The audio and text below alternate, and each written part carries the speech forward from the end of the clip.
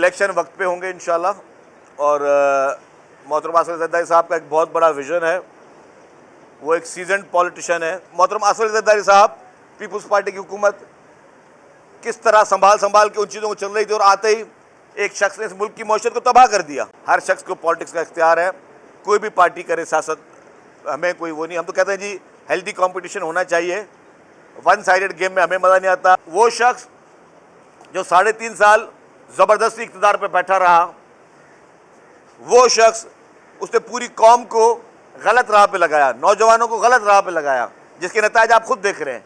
क्योंकि ये तो कहते हैं कि जैसी करनी वैसी भरनी, आप जो बीज बोगे उगाओगे भी वही। ये जब मसाइल हल होंगे तो आगे इंशाल्लाह मुल्क तरक्की करेगा, क्योंकि मुल्क है तो हम सब लोग हैं। तो यही होनी चाहिए पॉलिटिकल लीडरशिप।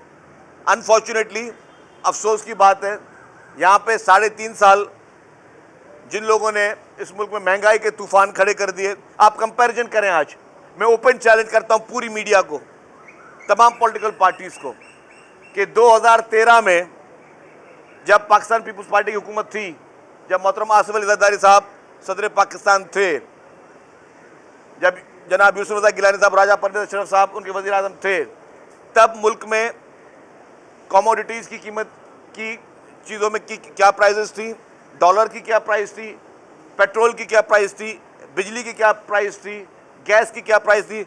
और जब 2022 में इमरान खान ने 3.5 साल जिस तरह हुकूमत की, उसने मईशत को कहाँ पे खड़ा कर दिया। उसके रेट कंपैरिजन्स करना शुरू कर दें आप। मेरे पास एक एक कमोडिटी का रेट है, एक एक चीज़ का मैं रेट दे सकता हूँ कि मोहतरम आसिफ अली ज़रदारी साहब पीपल्स पार्टी की हुकूमत किस तरह संभाल के उन चीज़ों को चल रही थी, और आते ही एक शख्स ने इस मुल्क की मईशत को तबाह कर दिया। पूरी कोशिश की कि इस मुल्क की मईशत पे जो है वो किसी काबिल ना रहे। क्यों? गलत पॉलिसियाँ थी, क्योंकि सियासी अकल नहीं थी। वो शख्स जो 3.5 साल ज़बरदस्ती इक़्तिदार पे बैठा रहा, वो शख्स उसने पूरी कौम को गलत राह पे लगाया, नौजवानों को गलत राह पे लगाया, जिसके नतीजे आप खुद देख रहे हैं। क्योंकि ये तो कहते हैं कि जैसी करनी वैसी भरनी, आप जो बीज बोगे उगाओगे भी वही। आप जिस तरीके का मुआशरे में अगर इंतशार चाहते हो, तो उस इंतशार की आग कभी आपको भी लपेट में ला सकती है। तो जो भी उस शख्स ने इस नौजवान नस्ल के लिए किया, इस नौजवान नस्ल के साथ किया, इस मुल्क की इकॉनमी के साथ किया, मईशत को तबाह किया। मुल्क की मईशत को तबाह करना छोटा जुर्म नहीं है, संगीन जुर्म है मुल्क की मईशत को तबाह करना। और ये जुर्म उस शख्स ने किया। जो वादे उसने IMF से किए, बाकी जगह से पूरे नहीं किए, क्योंकि उसको पता था कि उसके पब्लिक के सामने उसने अपने आप को सुरखरू रखने के लिए, झूठा एक परसेप्शन क्रिएट करने के लिए वो इंटरनेशनल कम्युनिटी से झूठ बोलता रहा। और वही शख्स बाद में जाहिर हुआ कि तमाम संगीन जुराम में खुद मुलविस रहा है। तो ये फ़र्क है लीडरशिप का, कि हम कहते हैं कि जी मुल्क में वो लीडरशिप हो जो अवाम के बुनियादी मसाइल के हल करने के लिए बात करे। सिंध गवर्नमेंट भी 2-3 दिन में बजट इंशाल्लाह 10 तारीख को लाने वाली है, तो उस बजट में भी आप देखेंगे कि कोशिश ये होगी, प्रायोरिटी होगी कि पब्लिक के हर सेक्टर को किस तरह एड्रेस किया जाए। जो भी शख्स, चाहे वो रेडी चलाता हो, चाहे वो दुकान चलाता हो, चाहे वो मजदूर हो, चाहे वो किसान हो, चाहे वो कोई ग्रोवर हो, चाहे वो कोई इंडस्ट्रियलिस्ट हो, चाहे वो कोई तनख्वाहदार शख्स हो, उनके मसाइल को हल करने के लिए बजट में क्या क्या प्रोविजन दिए जाएंगे। सिंध हुकूमत की प्रायोरिटी हमेशा ये रही है, पाकिस्तान पीपल्स पार्टी की प्रायोरिटी हमेशा से ये रही है कि हम अपने लोगों को रिलीफ किस तरह पहुंचाएं। क्योंकि हमें वोट इसलिए मिलते हैं, हमें इसलिए नहीं मिलते कि हम सिर्फ असेंबली में आके बैठे रहें, तकरीरें करते रहें, लड़ाइयाँ करते रहें, झगड़े करते रहें, एक दूसरे को गालम गलूज करते रहें, एक दूसरे पे इल्ज़ाम तराशा, बोतान तराशा करते रहें, और आवाम के लिए कुछ ना करें। आपने देखा कि इस सैलाब में भी, इस बदतरीन सैलाब में, जब अच्छे भले लोगों के हाथ पांव फूल गए थे कि अब क्या होगा, हर तरफ पानी पानी, अब क्या होगा, उस सैलाब में पाकिस्तान पीपल्स पार्टी की हुकूमत है सिंध के वज़ीर आला, पाकिस्तान पीपल्स पार्टी की लीडरशिप, टॉप लीडरशिप ग्राउंड में मौजूद थी और सारे क्राइसिस को आहिस्ते आहिस्ते आहिस्ते आहिस्ते उसको टैकल करती रही।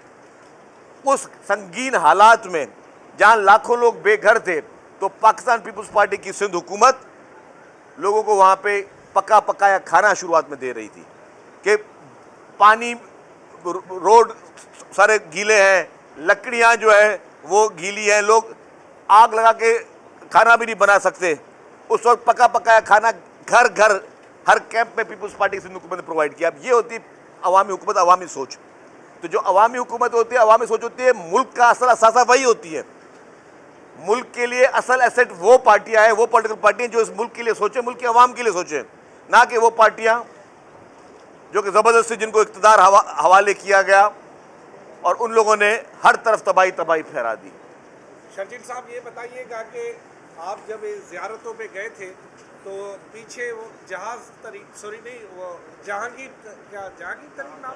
जहांगीर तरीन जो है उसने एक नई पार्टी बनाने की कोशिश की है और ये कहा जा रहा है कि उसी तरह जहाज़ भर भर के पीपल्स पार्टी का रास्ता रोका जाएगा, क्योंकि पीपल्स पार्टी पंजाब में डेरे डाले हुए हैं, तो उन्होंने एक नए किंग्स पार्टी लाने की कोशिश की है। आप तो जहांगीर तरीन के सामने हार जाएंगे, उसके पास तो जहाज़ भी है, बड़ा पैसा है। जी, बात सुने, हर शख्स को पाकिस्तान में सियासत करने का इख्तियार है, चाहे वो जहांगीर तरीन हो या कोई भी हो।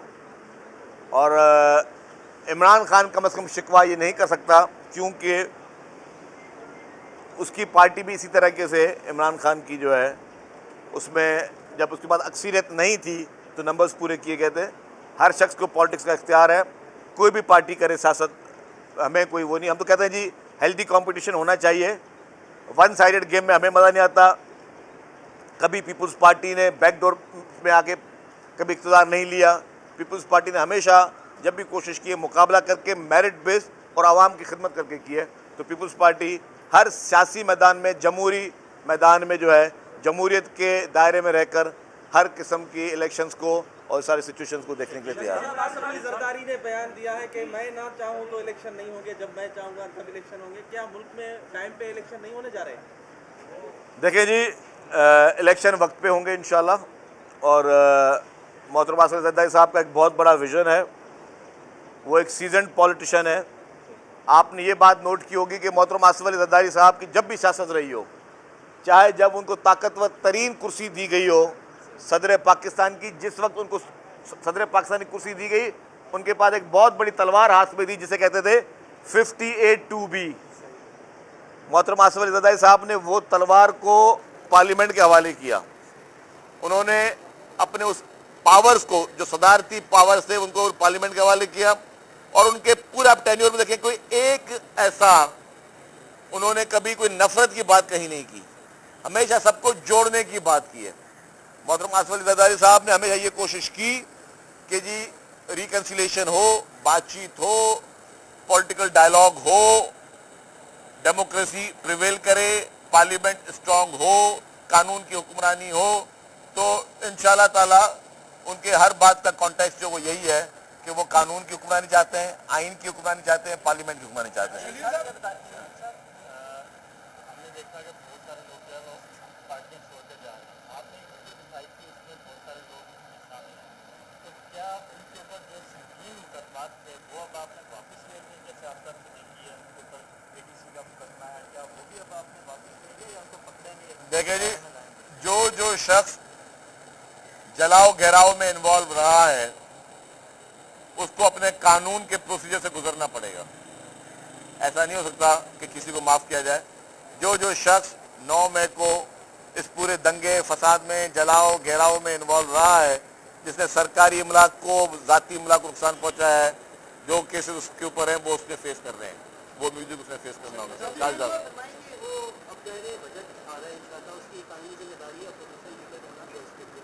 अब कब तक इंशाल्लाह ये हो जाएगा, क्योंकि बजट आ रहा है और इसमें कोई आप हेल्प करेंगे इनकी जमातों की कि भाई? देखिए, हमने तो किसी को मना नहीं किया है। आपने देखा किसी असेंबली में नहीं लिखा कि जी फलाने मेंबर का दाखिला मना है, दरवाजे खुले हुए हैं। आप लोग मीडिया वाले बिल्कुल एन दरवाज़ों पे कैमरा लेकर खड़े हैं, जिस मेंबर को असेंबली में आना आए।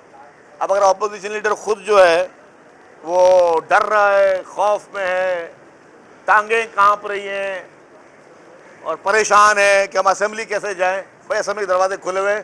मैं as a information minister guarantee देता हूं कि असेंबली में आए, असेंबली में उनको कुछ नहीं कहा जाएगा। हाँ, अगर असेंबली के बाहर अगर कानूनी तौर पर कोई मुकदमा है तो वो उनको फेस करना होगा, लेकिन असेंबली में आए अपना जो किरदार अदा करना है, अपने ऑपोजिशन का किरदार अदा करना है, आपने तनकीद करनी है। आप आएँ तो सही, हम आपके लिए यहाँ पे वेलकम करेंगे, आपको रेड कारपेट दे देंगे आपको। आप सिर्फ असेंबली में आएँ, डर को छोड़ें, खौफ को छोड़ें। ये गिरफ्तारियाँ वगैरह ये सब जो है ये जेवर है सियासत का, तो थोड़ी हिम्मत करें, थोड़ी हिम्मत दिखाएं। आपने कानून की बात की, मरकजी मुलजिम को जो है वो अदालत रिहा कर रही है। दूसरा, कल बड़ी बैठक हुई, उसके बाद जो मौजूदा हुकूमत है और बड़ी बैठक वाले वन पेज पे हैं या नहीं, और मरकजी मुलजिम के बारे में जो उनको अदालत ने डिस्चार्ज किया। कौन से मुलजिम को? डॉक्टर यास्मीन। अच्छा, मेरी बात सुने, इस मुल्क में अदालतें हैं, फिर और अदालतें हैं। ये और अदालती क्या है? मतलब हाई कोर्ट से फिर सुप्रीम कोर्ट है। अब मकसद ये है कि अगर किसी लोअर कोर्ट ने किसी को छोड़ा है तो डेफिनेटली गवर्नमेंट अपील करेगी। देखिए, एक बात तो जाहिर है कि जिसने इस मुल्क में कौमी इदारों को निशाना बनाया है, कौमी इदारों पे हमले किए हैं, अवामी मुकामात पर हमले किए हैं, अवाम को नुकसान पहुंचाया है, उसको बख्शा तो नहीं जाएगा। जिसने वायलेंस किया है, जिसने लोगों के घरों में घुसे हैं, डेफिनेटली कानून के दायरे में रह के कानून कार्रवाई की जाएगी। हाँ, कुछ लोगों के अगर आज भी वो मंजूर नज़र हैं, कुछ लोगों की ज़ाती ख्वाहिश है कि वो मंजूर नज़र रहें, तो वो उनकी अपनी मर्जी है, लेकिन कानून अपना रास्ता जो है वो जरूर इख्तियार करे। मेयर का 15 तारीख को इंतखाबात होने जा रहे हैं, क्या आपकी फिक्र की है? जबकि इत्तेहादी जो आपके साथ हैं वो मुस्लिम लीग ने ये मुतालबा कर दिया है कि हमें किसी मेयर का अहदा दिया जाए, इसी सूरत में हम मेयर के हिसाब से आपके शामिल होंगे। देखिए, पाकिस्तान पीपल्स पार्टी इंशाअल्लाह ताला अददी हिसाब से सिंध भर में 100% क्लीन स्वीप किया है पीपल्स पार्टी ने। कराची, हैदराबाद, मीरपुर खास, सक्खर, लाड़काना, जैकबाबाद, कश्मीर, थरपा का जिस डिस्ट्रिक्ट का नाम ले ले, हर जगह सिर्फ पाकिस्तान पीपल्स पार्टी है। तो इंशाअल्लाह ताला पीपल्स पार्टी अपने नंबर्स पूरे भी करेगी और पाकिस्तान पीपल्स पार्टी हर हाल में जो है वो मेयर पीपल्स पार्टी के ही होंगे। बाकी पार्टियों के पास अक्सरियत नहीं है। बाकी पॉलिटिकल पार्टी के पास सिर्फ और सिर्फ जो है वो इल्ज़ाम तराशा, बोतान तराशा और पुराने टैक्टिक्स, इल्ज़ामात लगाने के, सिर्फ वो बाकी रह गए हैं।